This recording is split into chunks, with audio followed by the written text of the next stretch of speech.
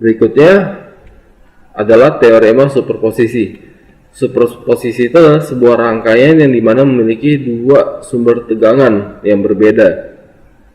Nah, sebagai contoh di sini adalah sebuah rangkaian dimana punya tegangan V1 dan tegangan V2.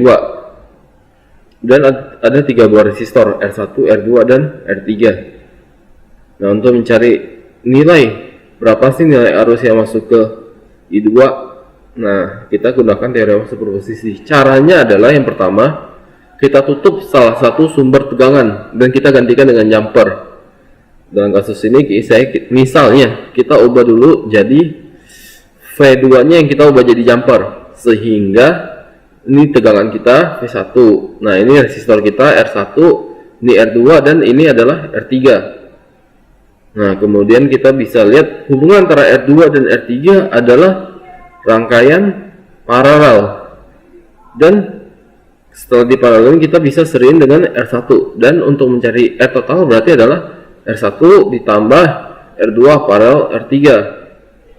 Kemudian untuk mencari arus sama dengan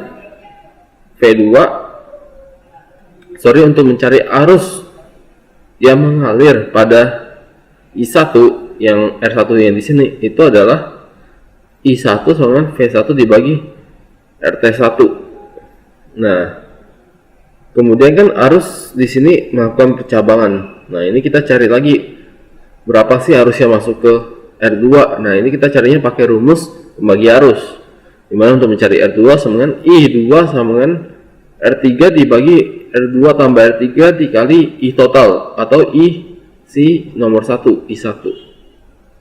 Nah, kita dapat nih I dari rangkaian ketika V supply satunya kita pakai, V supply 2 nya kita jumperin. Setelah itu kita lakukan hal yang sama, tapi kita tutup sumber yang berlawanan, yang dimana sumber V1 nya kita tutup dengan jumper dan sumber V2 nya kita pakai. Kita bisa lihat untuk mencari nilai resistansi total adalah R2 dan R1 diparalelkan terus diserikan dengan R3. Nah, untuk kemudian kita cari I totalnya. I total itu I yang masuk di sistemnya adalah V2 dibagi R total. Nah, untuk mencari I2 kita bisa pakai rumus pembagi tegangan, yaitu R1 per R2 tambah R1 dikali I total. Nah, ketika kita dapat arus pada I2 ketika sumber V1 yang ditutup dan sumber V2 yang ditutup, kita bisa jumlahkan arus tersebut. Jadi I2 sama dengan I sumber pertama yang ditutup ditambah I sumber kedua yang ditutup. Ini adalah hasil dari I2 kita, hasil superposisi.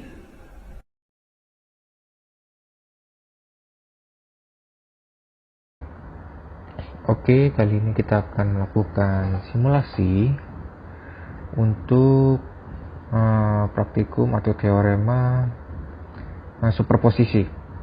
Nah, pertama-tama kita harus menggunakan dua sumber tegangan, dan kali ini kita akan tetap menggunakan DC power, namun kali ini kita akan menggunakan dua. Nah, jangan lupa untuk mengatur di salah satu sumber tegangannya ini lebih kecil. Kita buat di sini, kita buat 9 saja. Oke. Kemudian kita akan menggunakan 3 buah resistor. Nah, untuk resistor pertama kita akan menggunakan sebesar 220. Kemudian kedua, mari kita coba 2200.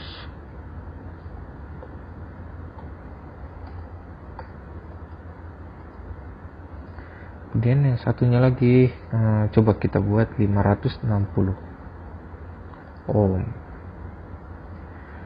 Oke. Untuk DR2 kita akan menjadi patokan paralelnya. Kita rotate saja secara clockwise. Oke, seperti biasa, sambungkan setiap komponen-komponennya. seperti ini, sambungkan, rapikan sedikit, sambungkan lagi.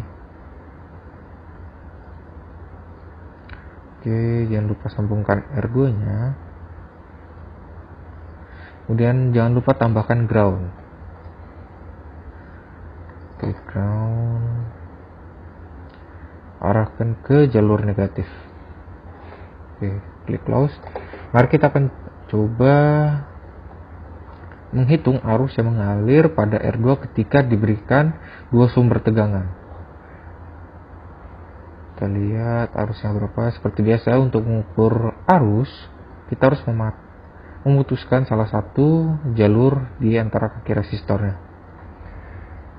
Kita putuskan, sambungkan positif ke sini dan negatifnya ke ground. Oke, jangan lupa untuk merubah mode di multimeter ini menjadi mode arus. Setelah itu kita run, kita akan mendapatkan nilainya adalah 4,73 mA. Ini adalah nilai arus di mana yang diakibatkan dari dua sumber ini, yaitu sumber tegangan DC pertama yaitu 12 volt dan kedua adalah 9 volt.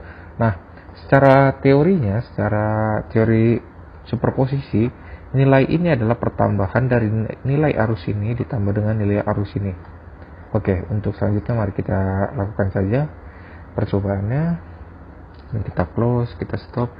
Agar mempermudah, kalian blok saja semua, klik kanan dan lakukan copy. Kemudian paste,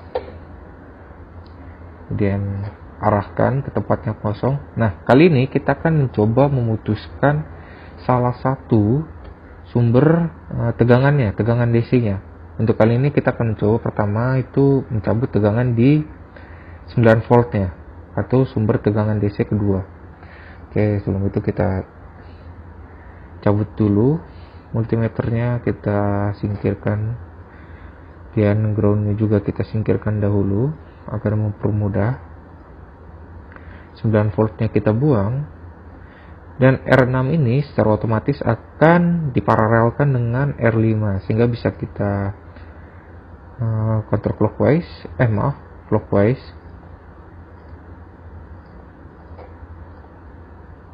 Jadi seperti ini. Kemudian kita sambungkan seperti biasa.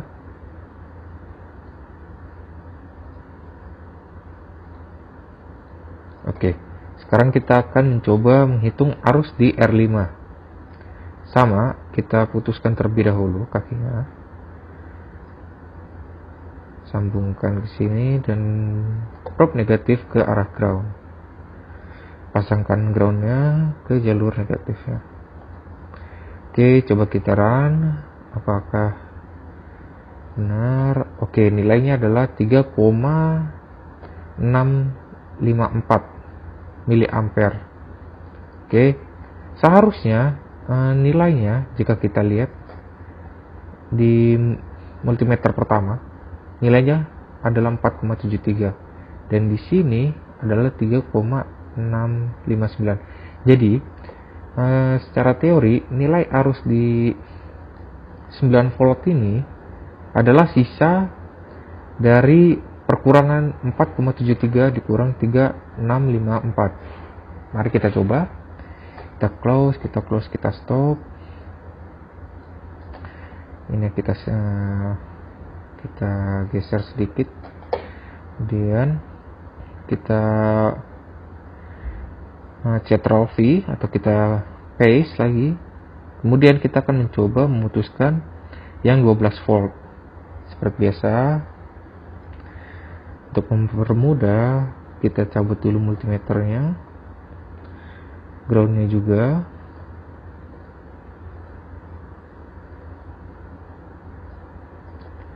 (12 voltnya dihilangkan dan ini di counterclockwise. Setelah itu kita rapikan sedikit.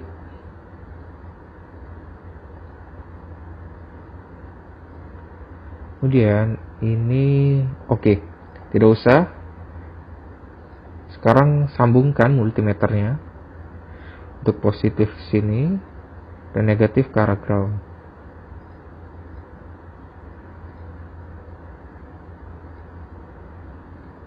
Oke, sekarang coba kita run.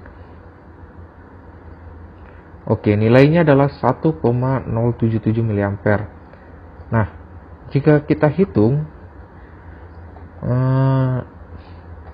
nilai dari arus di rangkaian kedua ini, jika ditambahkan dengan rangkaian kedua, pemotongan kedua, akan sama dengan nilai total arus di rangkaian pertama tadi.